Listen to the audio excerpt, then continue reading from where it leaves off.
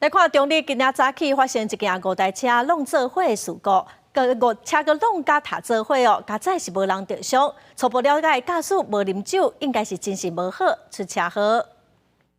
现场5台车弄做伙，13早起7点多，伫中立区中正路4段中立向观音的方向发生一件连环车祸，车弄甲规拢贴做伙。监视器翕到代志发生迄当阵的经过。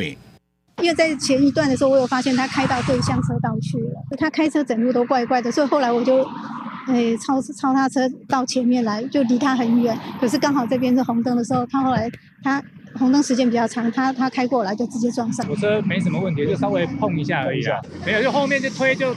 那个人不知道怎么回事，就一直推往前推啊！受害车主讲，迄当阵大家拢停落来伫咧等人灯，唔知为什么被弄掉。初步了解，两岁的38岁姓黄的驾驶酒测台是0，敢若是精神无好驶车，其对撞头前的车，造成头前4台自用车受损，后加载无人受伤。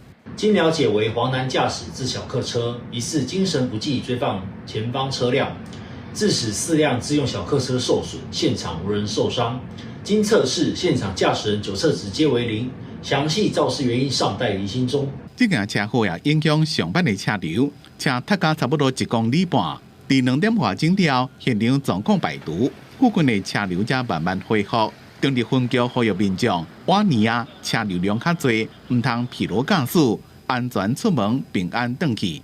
公视新闻采访报道。